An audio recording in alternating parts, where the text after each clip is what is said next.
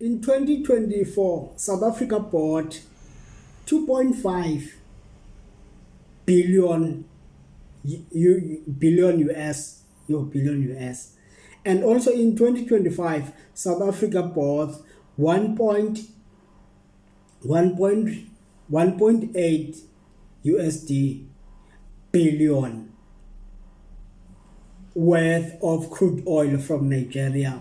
So let me ask you this question. What if tomorrow Nigeria decide to disappear from South Africa's economy? What would happen to the situation of South Africa? Because now there are people who are on the street and are saying that Nigerians must go.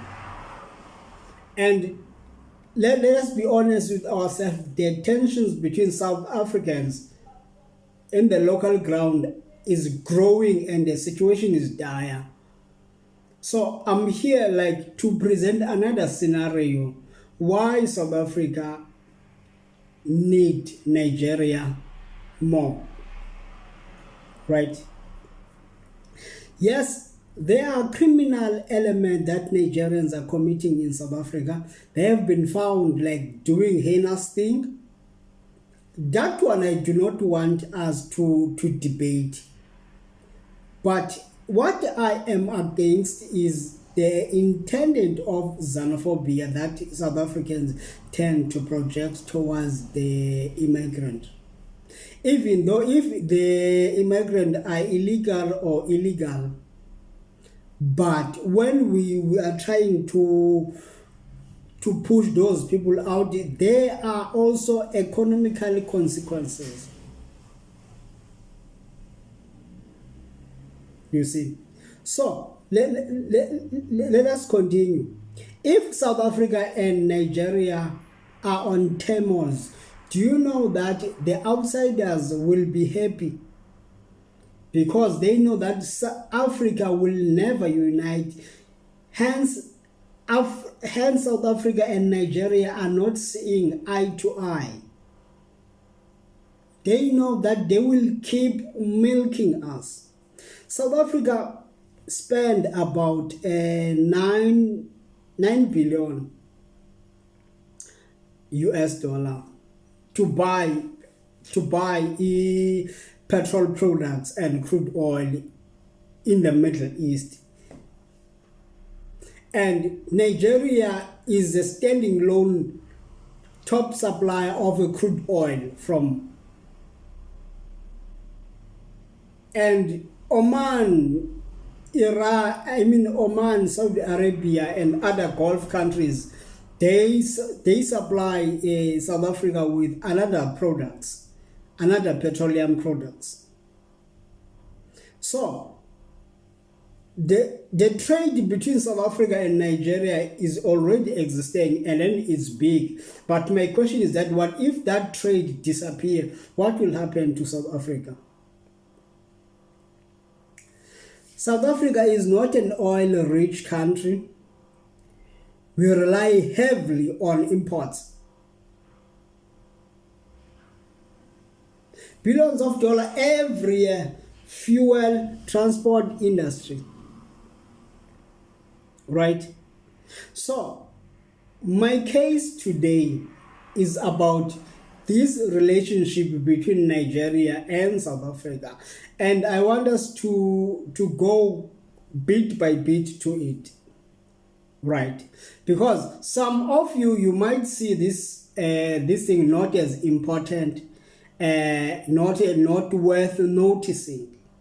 You might see that. Some of you might say that, no, the oil that you buy from Nigeria, we are not begging for it, we are buying it. That is true. But Nigeria is in a strategic key point for South Africa's survival in terms of energy supply. Let's say that Dangote refinery is going to supply South Africa with petroleum products. Let's say the money that we use to buy in the Middle East. Let's say we cut 1 billion from there. We say that, Dangote, can you give us a petroleum product with this 1 billion? I'm telling you, what will happen is that we will see a little bit of relief towards the energy supply in South Africa. Because what will happen is that from South Africa to Nigeria in the Atlantic Ocean, it is about 4.7 kilometers. But when you go to in the Middle East, it doubles that number. So that means that the freighter will be cheap and the distance will be short, and the cargo will arrive on time in South Africa. So many people will say that we don't see a need for us to be talking about Nigeria. I say that I see a need, because these are the kind of conversation that we must have. Because South Africa and Nigeria, we need to stop this thing like, you are a giant of Africa, I'm a giant of Africa. We are not yet the giants of Africa, because we cannot see eye to eye. Who is really winning in this war that we are in this thermal war? Who is really winning? Are South African winning? You will see that South Africa will grow apart from Nigeria. When the South Africa grow apart from Nigeria, what will happen is that the enemies of the progress of Africa will rejoice, because they know that if South Africa and Nigerian are growing apart, there's nothing that we can do. We will always depend on them in the things that we need. The continent of Africa is rich. Africa, let's say Nigeria and South Africa collaborate in this energy thing. South Africa is well advanced in terms of banking system and infrastructure. So Nigeria is well advanced in terms of producing oil in Africa. And then Nigeria is on the top countries, is number one in Africa in terms of producing oil. You see, so what if South Africa decided to collaborate more, to get more involved with Nigeria, and then we decide that we are going to get our petroleum products from Nigeria? Getting our petroleum product from Nigeria, and then that Dangote refinery, I think that it is capable to produce that. Though I have not checked the numbers of the capacity of that refinery, but I know that refinery, it has that capacity. Let's say we cut the half of what we buy from the Middle East. We buy from Nigeria.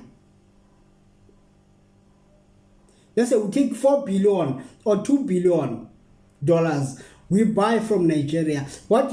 These are the advantages that we are going to do. We are going to negotiate for local currency transaction. That means we are going to pay them in rands. So there will be no dollar influence in that transaction. So now the transaction that we have to make every time, it is counted in dollars. And then when the transaction is counted in dollars, sometimes it put the rand in corner, because rand react to economic turmoils. Because rand, it is very, very sensitive to the geopolitics that are happening around the world. It is very sensitive. It reacts. So now let's say that we are paying them, we are paying Nigerians with our rand. What would happen to Africa? What will happen to the African energy? South Africa has a means to carry out those transactions. Let's say Nigeria decided to use the banking system of South Africa to advance its sales on oil and the petroleum products in Africa. Just think about that. Because some of you have unnecessary hate towards Nigerians. Some of you have never met even a Nigerian, but you hate Nigerians. I don't know why. I don't know why. Some of you have in your life, you have never met a Nigerian. You see them on TV, but you hate them.